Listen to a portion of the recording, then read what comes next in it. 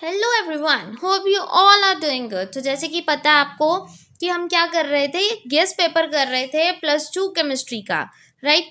और हमने कुछ क्वेश्चंस किए थे ऑस्मोसिस तक, ठीक है। अब इसके बाद हम नेक्स्ट क्वेश्चन करेंगे, जैसे कि ये सारे क्वेश्चंस हैं और इसमें और आया हुआ है, तो और में से हम जैसे 4 से 5 क्वेश्चंस हैं तो उसमें से हम 2 क्वेश्चंस कर रहे हैं और बाद में जब एंड रिविजन होगी उसमें मैं आपको सब रिवाइज करवा दूंगी। अभी पेपर के अकॉर्डिंग हम कर रहे हैं। तो नेक्स्ट क्वेश्चन है, give one example of artificial sweetener. तो ये आपके लिए आंसर्स मैं लेके आई हूं ताकि आपको मुश्किल ना और स्पेलिंग आपके बिल्कुल सही जाए।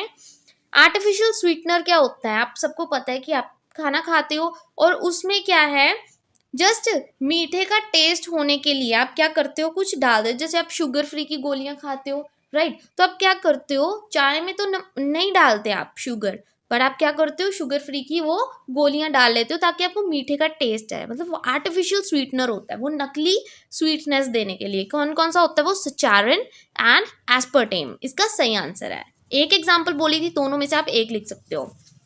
नेक्स्ट क्वेश्चन है, what are anti fertility drugs. Anti fertility, fertilization आप सबको पता है। एंटी फर्टिलिटी क्या होता है, जब आपने पॉपुलेशन कंट्रोल करनी हो उसके लिए आप एंटी फर्टिलिटी ड्रग्स लेते हो। इसका एक एग्जाम्पल है नॉरिथिनड्रोन, इसको याद कर लेना। नॉरिथिनड्रोन एंटी फर्टिलिटी ड्रग है। अब नेक्स्ट क्वेश्चन आता है, इसमें 8 क्वेश्चन में से जो चॉइस आई है उसके अकॉर्डिंग नेक्स्ट क्वेश्चन है, give an example of 3 degree amine.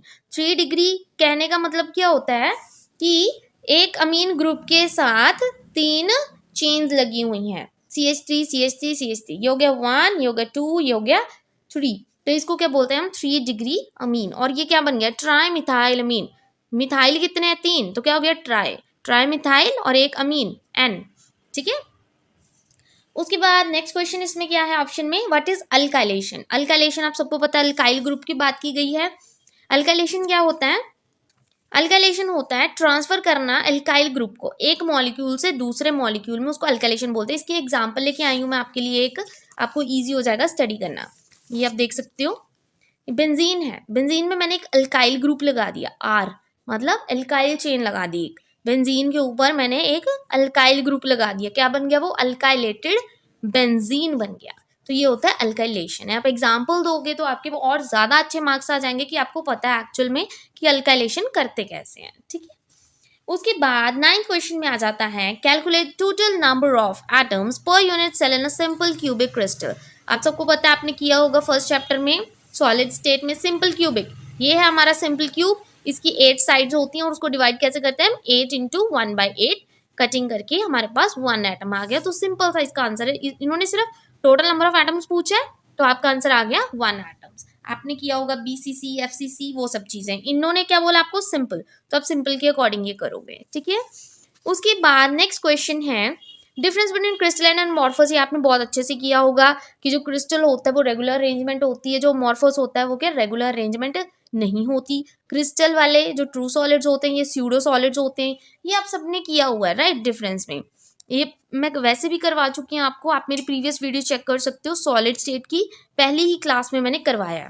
फिर उसके बाद एक न्यूमेरिकल है जो मैं आपके लिए सॉल्व किया है, सिल्वर हैज CCP स्ट्रक्चर, कि सिल्वर का कौन सा स्ट्रक्चर है, CCP। तो उसकी एज लेंथ, मतलब एज लेंथ क्या होती है आप सबको पता है, हम डेंसिटी निकालने के लिए फॉर्मूला यूज करते हैं, Z/m/A³ Z क्या होता है कि कितने नंबर ऑफ एटम्स है। जैसे SCC आया तो आप बोलोगे कि 1 एटम है। अब CCP है तो CCP में कितने एटम्स होते हैं, 4 होते हैं, तो इसलिए Z कितना आ गया, 4। A क्या होता है, एज लेंथ। M क्या होती है, मास। N0 होता है एवोगाड्रो नंबर जो कांस्टेंट होता है, ये भी आपको पता है। तो आपने सारी वैल्यूज इसमें से निकाल लेनी है। एज लेंथ दी है आपको, आपने निकाल ली A। डेंसिटी आपको कैलकुलेट करनी है, मतलब ये आपको कैलकुलेट करना है। और उसके बाद क्या दिया, एटॉमिक मास आपको दिया गया और एवोगाड्रो नंबर कांस्टेंट होता है। बस इस सबको यहाँ पे पुट कर देना और आपका आंसर आ जाएगा, ठीक है।